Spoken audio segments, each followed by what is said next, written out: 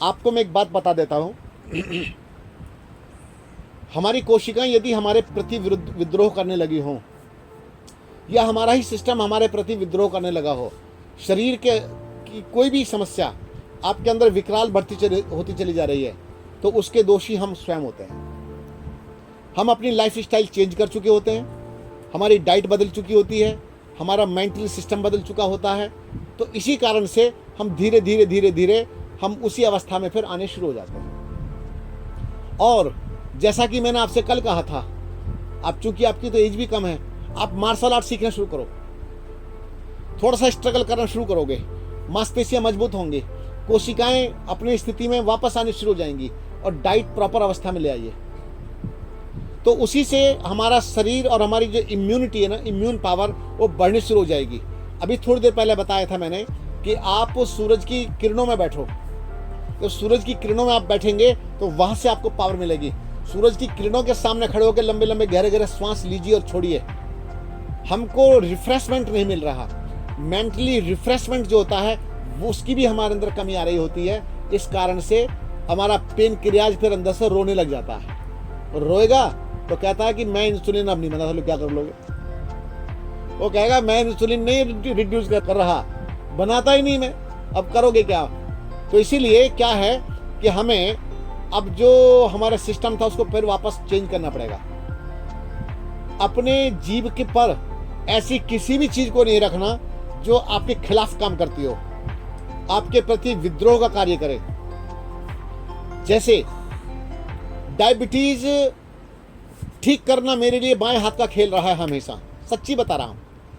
मेरे यहाँ पर शिविर में एक सज्जन आए थे, कहाँ से, लखनऊ से। वो बैठे बैठे पेट में साइड में इंसुलिन ले रहे थे, और जब ले ही रहे थे इतने में पहुंच गया, क्या करे। बोले गुरुजी इंसुलिन ले रहा हूँ। ओफो, मैं क्या, कितना कष्ट होता होगा इंसुलिन लेने में, बार बार नीडल घुसाना पड़ता ना बॉडी के अंदर।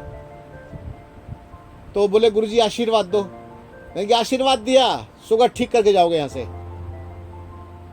शुगर आपको बताता हूं कि वो आश्चर्यचकित थे कि वो शुगर बिल्कुल ठीक हो गई, नॉर्मल अवस्था में इंसुलिन हटा दिया गया और बिल्कुल वो एकदम ठीक हो चुके थे। मेरे यहां पर शुगर ठीक क्यों हो जाती है, मैं इस रहस्य को कई लोगों के सामने रख चुका हूं। वो सबसे बड़ा रहस्य है, अन्न छोड़ा देता हूं मैं। गेहूं सबसे खतरनाक अन्न है, समझ लीजिए। आपको मैं और जानकारी बताता हूं। तो क्या है कि गेहूं हमारे शरीर के अंदर जाकर के हमारे आंतों में से निकलने का नाम नहीं लेता, एक बात। दूसरा नंबर, ग्लूटेन की समस्या बन जाती है। ग्लूटेन की समस्या इतनी खतरनाक समस्या बन जाती है, व्यक्ति को वीट एलर्जी बन जाएगी, और वीट की उसकी स्मेल से भी उसको प्रॉब्लम होनी शुरू हो जाती है।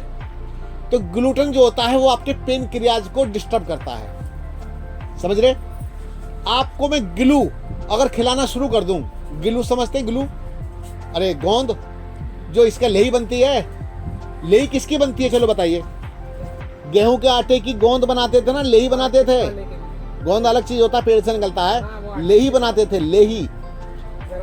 अब आप मुझे एक बात बताइए, क्या हम आटे की लेही बना बना करके नहीं खा रहे?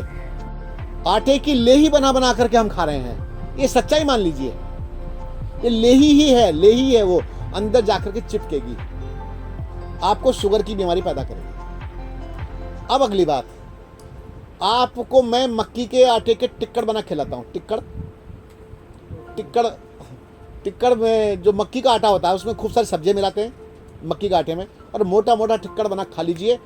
आप भले चटनी के साथ खा लीजिए, या किसी सब्जी के साथ खा लीजिए, छाछ के साथ खा लीजिए, किसी के साथ, दही के साथ खा लीजिए, और मैं देखता हूं कि आप बीमार कैसे हो जाओ, बच जाएगा। तो इसी प्रकार से गेहूं बंद करा देता हूं, और चावल ना की बराबर देता हूं। और चावल कब जाता है, पतली पतली खिचड़ी जब हम कभी देते हैं ना, पतली पतली खिचड़ी, तब कभी थोड़ा सा चला जाता चावल, वरना ऐसी खिचड़ी नहीं मिलती वहां हमारे यहाँ, पतली पतली मिलेगी आपको। तो इसी प्रकार से आप जितना सख्ती अपने प्रति बरतोगे उतना ही आप स्वस्थ रहोगे, वरना कभी भी स्वस्थ नहीं रह सकते। तो इसीलिए डायबिटीज को ठीक करने के लिए अन्न से थोड़ा सा मुक्ति पालो। और अगली बात, अन्न से मुक्ति पाने के लिए सलाद की मात्रा बढ़ा दो, रॉ फूड की मात्रा बढ़ा दीजिए। अगर आपको ये लगता है कि रॉ फूड हमको अभी दर्द कर रहा है, यानी कि कई लोगों को कच्चा खाना खाने से दर्द हो जाता है पेट में, कच्ची गाजर खाई और पेट में दर्द हो जाता है, सुना कभी आपने? नहीं। किसी को खीरा खाने से, ककड़ी खाने से दर्द हो जाता है, कच्ची लौकी खाने से दर्द हो जाता है। हम तो इतनी लंबी कोहनी के बराबर कच्ची लौकी चबा चबा खाते थे, छिलका सहित। तो इस प्रकार से कच्ची चीजें खाने से, रॉ फूड खाने से किसी किसी के पेट में सूजन भी आ जाती है। क्यों? वो वर्षों से पका हुआ खा रहा है, एकदम कच्चा खिला दोगे तो मारा जाएगा। अगली बात, इसी प्रकार से जब आप कच्ची कच्ची चीजों पर धीरे धीरे आते हैं तो उसको हल्का सा बॉईल करो, लाइट हल्का सा बॉईल करो ताकि वो अंदर जा सके। उसके रसों को डेड नहीं करना है, हल्का सा बॉईल किया और आपने बाउल भर के ले लिया, वो आपका डाइट हो गया। इससे आपको वीकनेस भी नहीं आएगी। और वीकनेस जब तक आपके अंदर भरा हुआ मल ही आपकी कमजोरी है, आपके अंदर भरा हुआ मल ही वीकनेस है। और जब आपका शरीर अंदर से शुद्ध हो जाएगा, छलांगे मार मार के दौड़ोगे, यूं दौड़ लगाने का मन करता है। तो ठीक इसी प्रकार से आप सभी से मेरा निवेदन यही है, अगर आपको शुगर ठीक करनी है तो दालें, अन्न आदि को आप थोड़ा मुक्ति दे दो, छुट्टी कर दो, एकदम शुगर का लेवल आपका परफेक्ट हो जाना है। अगली बात सुनो, मैंने आम, बेल, जामुन के पत्तों का प्रचार बहुत किया है। इस बात की जानकारी आपको है या नहीं मुझे पता नहीं। आम के पत्ते दो, बेल के पत्ते दो, जामुन के पत्ते दो, इन पत्तों की चटनी बना करके आप खा जाइए। अब ये मत पूछना कि इसमें मिलाएं क्या, क्योंकि मिलावट कर करके खा खा करके तो हमारा नाश हो गया। इसमें कुछ मत मिलाइए, या पत्तों को यूं ही चबा लीजिए। तो ये पत्ते जब आपके अंदर जाएंगे तो आपका पेन क्रियाज वापस रिपेयर होना शुरू हो जाएगा, डाइट से ही अपने आप रिपेयर हो जाएगा। मैं यहां पर एक बात जोड़ देता हूं। पहले मैंने सन 2012 सनी भूल गया या 11 में अरविंद केजरीवाल जी का अनशन करवाया था दिल्ली में, 12 में अनशन करवाया था। वो जो अनशन था 15 दिन का था, पानी पानी पर। मुझसे अरविंद जी ने ये पूछा था कि आप मुझे कितने दिन तक पानी पर रख सकते हो। मैंने कि 25 दिन तक तो कुछ होने नहीं दूंगा। अब आप समझ गए, आपको तो जरा सा भी यहाँ कुछ कम हो जाएगा तो गड़बड़ हो जाएगा, आपके अंदर कोराम मच जाएगा। मैंने कि 25 दिन तक पानी पानी पर रखूंगा और आपको कुछ होने भी नहीं दूंगा। तो मेरा आत्मबल है ना, मेरे पास ये टेक्निक है, मेरे को उसकी चीज़ों की जानकारी है कि अंदर से उखाड़ होते तो क्या करना चाहिए, कैसे कैसे करना चाहिए, उसकी मुझे जानकारी है। और जब कभी ऐसा मन करे कि भाई मुझे एक बार स्वामी जी के या गुरु जी के पास जा करके बढ़िया ढंग से शुद्धिकरण करना है, तो पहले कैंप की डेट देखना, क्या लगातार डेट है कुछ।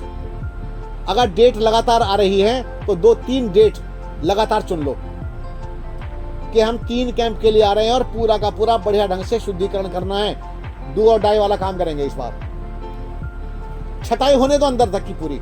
तो बेटा इसी प्रकार से शुगर की समस्या तो बिल्कुल ठीक हो जाती है। तो थोड़ा सा इसमें पेशेंस, थोड़ा सा समय लगता है। और जितना पहले आप कर चुके वो सब डाइट प्लान, सब चीज़ें आपके दिमाग में होंगी भी, अभी भी होंगी, लेकिन थोड़ा सा आपको फिजिकल एक्टिव होना है। फिजिकल एक्टिव होना है, खूब डांस करो, लगाओ म्यूजिक और अपना डांस करो, या एरोबिक एक्सरसाइज करो, या आप उछल कूद पीटी करो, या आप एक रस्सा ले आओ, रस्सा का वो बढ़ाओ, गिनती बढ़ाओ, प्रतिदिन बढ़ाते चले जाइए, पहुंच जाओ 1000 तक। तो जैसे जैसे आपके बॉडी से जितना पसीना रिड्यूस होगा, जितना पसीना बाहर निकलेगा, उतना ही आपका फिगर एकदम परफेक्ट और आपके ऑर्गन्स एकदम एक्टिव हो जाएंगे। सारे के सारे जो डेड ऑर्गन्स हो गए थे, जो काम नहीं कर रहे थे, वो सब जागरूक हो जाएंगे आपकी हलचल से। इधर डाइट अच्छी, इधर आपका फिजिकल एक्सरसाइज बढ़िया, इतने से आपका काम हो जाएगा। और आरोग्यामृत है वहाँ पर, तो आरोग्यामृत बीच बीच में लेते रहो, ठीक है। और पूछो दूसरा। ओ भाग जाएगी वीकनेस तो आपके अंदर से यूं ही चली जाएगी, देखते देखते वीकनेस नहीं आएगी। तो ये विषय मैंने पूरा कर दिया है, इसको आप ध्यान दें।